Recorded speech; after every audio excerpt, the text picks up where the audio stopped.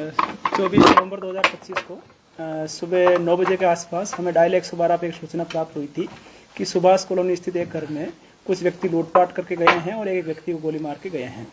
इस सूचना पर स्थानीय पुलिस मौके पर पहुंची थी। कुछ समय बाद मैंने भी वहां का मौका मुआयना किया था। संपूर्ण घटना स्थल को देखते हुए उसके बाद में शिकायतकर्ता के द्वारा एक शिकायत थाने में दी गई।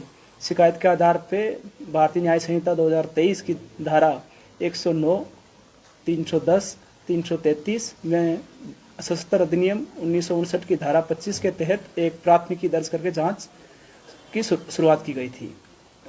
टीम के द्वारा अलग अलग इनपुट इस संबंध में जुटाए गए। खासतौर पर सीआईए जो हमारी टीम्स है उनकी इस मामले में बड़ी अहम भूमिका रही। उन्होंने अलग अलग जो भी रिलायबल एविडेंसेस थे उसके आधार पर जांच को आगे बढ़ाया। साथ ही सीआईए अम्बाला और सीआईए पंचकुला से भी अच्छा इस मामले में समन्वय में सहयोग रहा, जिसके आधार पे 5 आरोपी जीरकपुर के पास से काबू किए गए थे, जिनको गिरफ्तार किया गया और कल माननीय न्यायालय में उनको पेश किया गया था। अभी 5 ही आरोपी 6 दिन की पुलिस हिरासत में हैं और उनसे मामले के बारे में तहकीकात की जा रही है। इस मामले में अब तक 4 हथियार व 10 कारतूस बरामद किए जा चुके हैं। साथ ही जो लूटपाट का जो सामान था उसके भी रिकवरी की प्रोसेस चल रही है। मुझे उम्मीद है कि इस मामले में जो भी लूटपाट हुआ है उसकी 100% रिकवरी सुनिश्चित होगी। सर, इतनी दूर से आए हैं, यहाँ करनाल ही पहुंचे हैं वो करने की वारदात को अंजाम देने के लिए, इसका क्या अभी तक क्या जांच में सामने आया? देखिए, ये भी हमारे एक इन्वेस्टिगेशन का एक अहम पहलू है कि जो इस घर को टारगेट किया गया, क्या इसमें पूर्व में रेकी की गई या पूर्व में किसी ने सूचना इस संबंध में उपलब्ध कराई गई है। इन मामलों पर अभी हम जाँच कर रहे हैं, जिसमें एक मुख्य जो आरोपी है राजीव उर्फ राजा, उसके खिलाफ 56 अभियोग दर्ज है, जिसमें लूट, डकैती, अटेम्प्ट टू मर्डर इस प्रकार के संगीन अपराध में पहले संलिप्त रहा है। कुछ मामलों में सजा भी हो चुका है।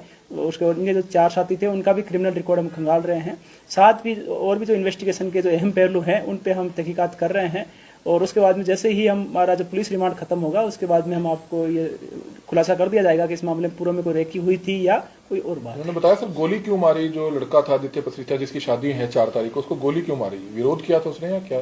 देखिए, जब वो तो मैंने इस संबंध में शिकायतकर्ता जो पक्ष है उनसे भी इस संबंध में बातचीत करी थी, लेकिन दुर्भाग्यपूर्ण ये था कि किसी एक व्यक्ति को गोली लगी थी। उनकी हालत अभी ठीक है। इस संबंध में भी हम अभी और तहकीकात कर रहे हैं, लेकिन टीम्स ने अच्छा सहयोग और समन्वय किया सभी टीम्स ने, और साथ ही कंप्लेनेंट पक्ष ने भी पुलिस पे भरोसा अपना रखा। और मुझे उम्मीद है कि करनाल पुलिस आगे भी यदि किसी प्रकार कोई भी इंसिडेंट नोटिस में आता है तो इसी त्वरित गति से कार्रवाई। कई चकमा देने के लिए सर घरुंडा की तरफ निकल गए थे पहले। देखिए, अब जो अक्यूज्ड है वो अपनी तरफ से पूरी कोशिश करता है पुलिस से बचने की, लेकिन पुलिस टीम्स भी अपनी तरफ से जो भी प्रोफेशनल मैनर में जितना भी बेहतर कर सकती है उतना बेहतर इस मामले में किया।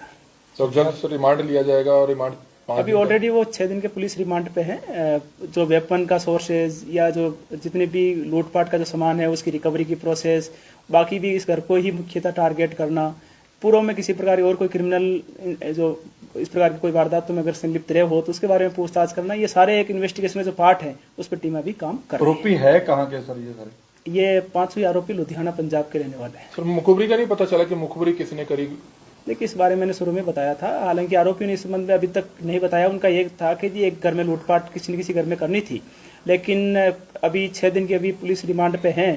बाकी भी हमने जितने भी एविडेंस कलेक्ट किए हैं उसके आधार पर हम जांच को आगे बढ़ा रहे हैं, और ये भी हमारी इन्वेस्टिगेशन का एक अहम पहलू है कि इस मामले पे भी इन्वेस्टिगेट किया जाए कि इसी घर को टारगेट क्यों किया। अम्बाला सीआईए का भी रोल रहा सर इसमें? निश्चित तौर पे ये देखिए, सभी जितनी भी जिला पुलिस है वो आपस में सहयोग और समन्वय करती है। तो हमने हमारे जैसे ही एक इनपुट प्राप्त हुआ उसके आधार पर हमने सीआईए अम्बाला के साथ में और सीआईए पंचकुला के साथ भी उनको साझा किया। उनकी टीमें ने भी त्वरित गति से वहाँ मौके पे पहुंची थी और करनाल जिला पुलिस का अच्छा सहयोग किया। मुझे उम्मीद है कि आगे से भी इसी प्रकार का सहयोग और समन्वय जारी रहेगा। बता रहे थे नशा करने के भी काफी आदी थे, नशे में भी थे। देखिए, ये तो छोटी बात, जो डिटेल्स है वो तो सारी एक बार तहकीकात पूरा होने के बाद बता पाएंगे, लेकिन अभी तक इस मामले में अपडेट ये है कि अभी सारे आरोपी पुलिस रिमांड पे है।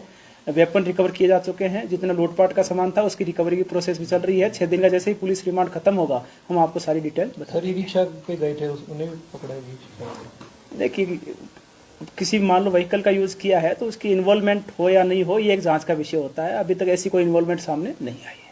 करनाल के लोगों को कोई मैसेज देना चाहेंगे, परिवारों को कोई मैसेज देना चाहेंगे? देखिए, मैंने वारदात के दिन भी यही कहा था कि करनाल वासियों का जिला पुलिस को हमेशा ही अच्छा एक सपोर्ट रहा है और लोगों को करनाल जिला पुलिस पे भरोसा भी है। तो मुझे उम्मीद है कि यह भरोसा आगे भी कायम रहेगा और लोगों को जहां पर भी पुलिस सहायता की आवश्यकता हो निसंकोच होकर के हमसे संपर्क करें। अब जिला पुलिस की तरफ से जो भी बेहतर कानूनी कार्रवाई हो पाएगी वो हम सुनिश्चित करेंगे। साथ ही लोगों से यह भी अपील है कि आपको भी यदि कोई संदिग्ध व्यक्ति, कोई वाहन इत्यादि के बारे में कोई भी सूचना आपको मिलती है या आपने कहीं देखा हो तो हमारे साथ जरूर शेयर करें ताकि उसको सत्यापन करके उचित कार्रवाई की जा सके। कुछ लोग नौकर रख लेते हैं, बगैर तस्दीक करे रख लेते हैं। पिछले दिनों में जैसे डकैती के मामले हुए, सारा ज्वेलर्स के वहाँ हुआ, तो ऐसे लोगों को क्या मैसेज देना चाहेंगे? देखिए, जो भी आप अपने पास में सर्वेंट रख रहे हो या किराएदार के तौर पे भी किसी को रख रहे हो तो उसका पुलिस सत्यापन जरूर कराएं, एक बैकग्राउंड चेक जरूर करवा लें ताकि किसी प्रकार की अनहोनी ना हो।